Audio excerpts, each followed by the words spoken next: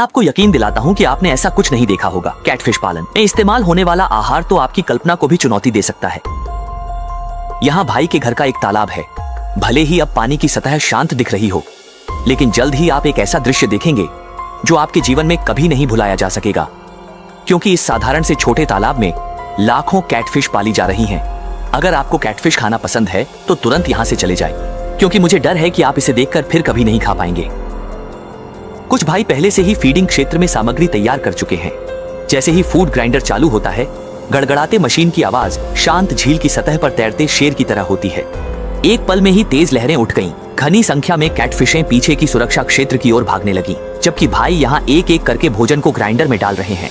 ये स्पष्ट है कि इन खाद्य पदार्थों में विभिन्न पंख, लकड़ी की चूरी और सड़ती मांस भरी हुई है। शायद ये मृत मुर्गियों और बत्तखों का सड़ता मांस है, जिसे कैटफिश को खिलाने के लिए इस्तेमाल किया जा रहा है। और कैटफिश एक सर्वाहारी मछली है जो लगभग हर चीज को निगल सकती है, इसलिए वे सबसे कम लागत में पालन करने के बारे में सोचते हैं। पानी की सतह पर इतनी घनी संख्या में कैटफिश देखना सच में थोड़ा डरावना है, और मुझे भाई के देश के लोगों और मछलियों की देखभाल करने की अद्भुत क्षमता की सराहना करनी पड़ती है। मुझे एक सवाल है, क्या इतनी सारी मछलियां एक साथ रहने पर ऑक्सीजन की कमी नहीं होती? अगर किसी को पता है तो कृपया कमेंट सेक्शन में जानकारी साझा करें। जैसे ही भोजन डाला गया, कैटफिश ने अपनी क्षमता को और बढ़ा दिया और पल भर में ही भोजन को साफ कर दिया। इन कैटफिशों की खाने की गति इतनी तेज है कि पीछे वाले भी पास नहीं आ पाते और सब खत्म हो जाता है। इस पूरे तालाब को भरपेट खिलाना भी एक बड़ा काम है। किनारे पर भाई भी भोजन तैयार करने में जुटे हुए हैं। यहाँ की परंपरा है कि चाहे वह इंसान का खाना हो या जानवरों का, उसमें थोड़ा सा पसीना मिलाने से स्वाद और बढ़ जाता है।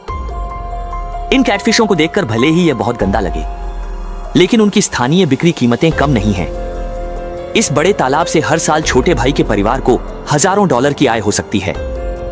और खाने के शौकीनों के लिए यह जगह, क्या आप सभी दोस्तों को यह पसंद आ रहा है?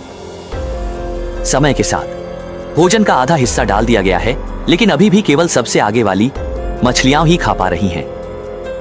और कैटफिश के बीच भी आपसी संघर्ष होता है। जो लंबे समय तक भूखे रहते हैं, वे अपने से छोटे साथियों को निगल जाते हैं। इस तरह इस छोटे तालाब में जीवित रहने वाली कैटफिशें केवल कठोर जीवित रहने के नियमों के तहत बची हैं, इसलिए उनकी जीवन शक्ति इतनी मजबूत है।